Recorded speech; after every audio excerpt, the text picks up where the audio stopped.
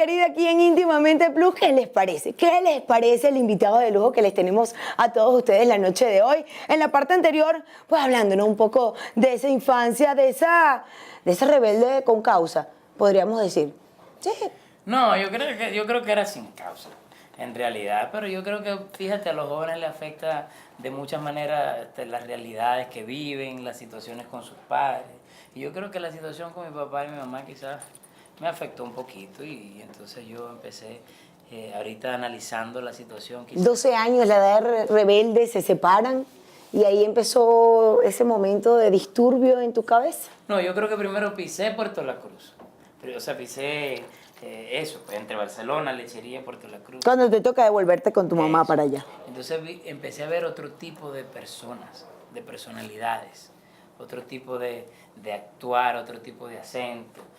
Ya no vivía a orilla del lago, no, o sea, no vivía cerca del lago, sino cerca de la playa. Empecé a ver flores, empecé a ver patines, empecé a ver pelos largos y pintados, empecé a ver tatuajes, empecé a ver túneles y cosas, ¿me entiendes? Y entonces empecé a llenarme de eso. Lo primero que empecé a cambiar fue mi vestimenta. O sea, en ese calorón que hacía en Puerto La Cruz, yo andaba con un pasamontaña hasta aquí, me pinté el pelo de anaranjado. Andaba, tú sabes. ¿Hubiese querido cambiar algo de tu infancia? La verdad no, fue muy divertida. Ni siquiera, o sea, quizás si para mi madre hubiese sido menos doloroso, pues vivir lo que vivió con mi padre, quizás cambiaría eso, pero no por mí, por ella. Solo por ella. Sí. De allí, de esa juventud, podríamos decir, un poco alocada, que ya lo confesaste, un rebelde sin causa.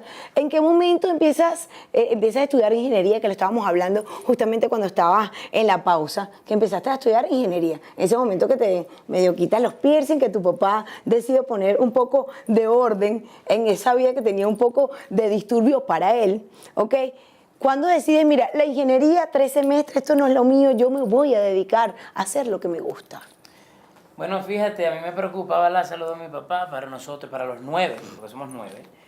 Mi papá siempre fue el héroe, el jefe, el jeque, el padrote, ¿sabes? Nosotros llegábamos, le quitábamos las medias, le poníamos los zapatos, le echábamos talquito, le buscábamos las cosas. O sea, siempre era esa dinámica con mi papá. Y cuando yo te dije lo de ser monero, era que a mi papá no le hacía falta pegarnos, pero yo prefería que mi mamá me pegara que mi papá me diera un sermón. ¿Qué te decía tu papá cuando te sentaba a darte un sermón por cualquier cosa? Eso era una labia increíble, ¿me entiendes? Él llegaba y pum, y cuando llegaba por la segunda palabra ya estaba, yo no sirvo, ¿me entiendes? Yo me sentía que no servía.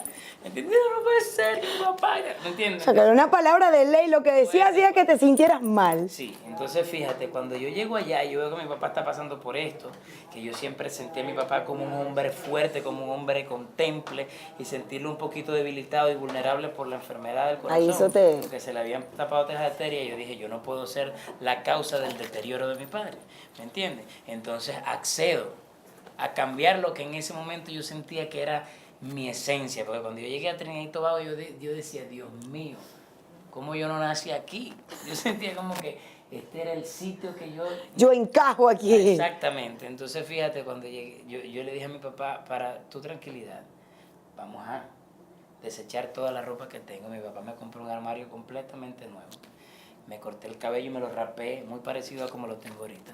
Me quité todos los piercings, me quité los zarcillos y empecé a estudiar ingeniería electrónica porque él me dijo, vas a estudiar. Y vas a estudiar en esta universidad. Y vas a escoger una carrera de esa universidad. Y yo nunca le refuté, ¿sabes? Yo le dije, bueno, ok. Empecé a estudiar sobre qué materias me gustaba. A mí siempre me gustaba estudiar al final, ¿sabes? Empecé a leer y no sé qué, y me gustó ingeniería electrónica. Y nada, y empecé a estudiar mi ingeniería electrónica y chévere. Pero te sentías con cierta frustración que a lo mejor no estabas haciendo lo que realmente querías. Bueno, es que no me sentía tan bien porque al principio, antes que yo me cortara el pelo y hiciera todo lo que hice, yo empecé a ir a la universidad como yo estaba, ¿me entiendes? Como había regresado, entonces me sentía tan bien que tenía todas las miradas encima, ¿sabes? Y despojarme de todo lo que yo sentía que era en ese momento me hizo sentir bastante incómodo, ¿sabes? No me sentía parte, pues, ¿me entiendes? Sentía que estaba, mi papá sentía que yo estaba disfrazado como él me veía, y yo sentía que estaba disfrazado como mi papá quería que yo me vistiera, ¿me entiendes? Que como, entonces me sentía cada quien con gustos distintos, claro. Entonces me iba, ¿entiendes? Yo me sentía como un robot, iba para casa de mi hermana, que mi hermana es un amor, y me recibió en su casa y estuvo conmigo todo ese tiempo y me trató como un príncipe y siempre estuvo pendiente de que no me faltara nada. Entonces yo me sentía cómodo en casa de mi hermana, pero no quería salir de la casa para la universidad. Y un día dije, le dije, papi, tengo que ser sincero contigo. Cuando lo vi más recuperado, le dije, no me siento bien, o sea, no me siento bien vestido así, no me siento... Y no era por la música en realidad, ¿sabes? Era que no me sentía bien. No estabas haciendo lo que te gustaba, ¿no? A lo mejor no habías identificado exactamente qué era, pero no te sentías a gusto. Exactamente. ¿Y en qué momento, o sea, sales ahí al tercer semestre de ingeniería electrónica? ¿Qué entonces decides hacer con tu vida? No, llego a Puerto La Cruz y ya empecé a despojarme de la ropa que me había comprado mi papá y otra vez a volver a la Ciertos ropa de cambios. antes, ¿no? Empecé a pasármela con gente que se parecía a mí también. Y como te digo, surfers, skaters, bikers, grafiteros, un montón de gente, tatuadores, ¿entiendes? Gente que yo me sentía ahí a gusto y me sentía como parte de ellos, ¿no? Llego ahí y le digo a mi mamá, dame chance, ¿me entiendes? Dame chance de que yo respire, de que yo llegue aquí, dame chance de pensar qué diablos es lo que yo quiero hacer con mi vida, ¿entiendes? Y mi mamá empezó, estudia Derecho, porque tú tienes una labia, muchacho, que Dios te la bendiga. Y yo le dije a tu hermana, que tu hermana tenía que estudiar odontología porque yo la identifiqué. Y yo se lo dije. Y al principio no quería comenzar la carrera. Y comenzó la carrera y fíjate, se enamoró de la carrera, se graduó de odontólogo, no sé qué, tal. Estudia tu derecho, créeme que te va a gustar, ¿sabes? Al final, pues le hice caso a mi mamá.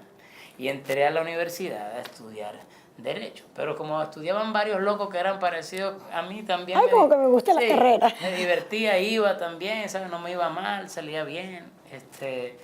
Y justamente pues me topé con muchos personajes que les gustaba la música al igual que yo, ¿sabes? Y estaba en esa época los Backstreet Boys, estaba NSYNC, Boyz II Men, New Kids on the Block, toda esa vuelta del boy band, ¿no?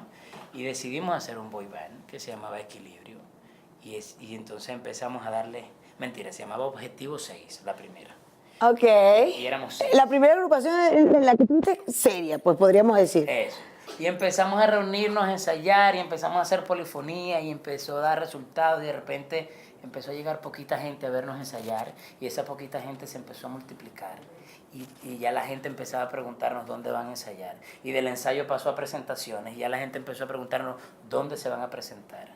O sea que ya estaba generando, pues podríamos decir. Salió en RCTV un programa que se llamaba Fama y Aplausos. Claro, fama y aplausos. Entonces éramos Objetivo 6.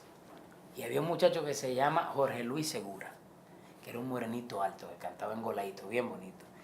Y de todo lo que fuimos a ese casting, el único que pasó el casting fue Jorge Luis. Yo no quedé en la última ronda y ninguno de los otros quedamos en la última ronda. Jorge Luis se va del grupo y nosotros pasamos de ser Objetivo 6 a ser 5 y ya no podía llamarse Objetivo 6 y se llamó Equilibrio. Y mientras yo estudiaba, entonces hacía música con estos muchachos y hacía música con estos muchachos y hacía música con estos muchachos. O sea que el derecho también te llamó la atención. Ya me vas a seguir contando en el próximo bloque cómo culminó la carrera y cómo siguió esta otra que te ha dado a conocer. Nos vamos a una pausa y ya enseguida volvemos con más.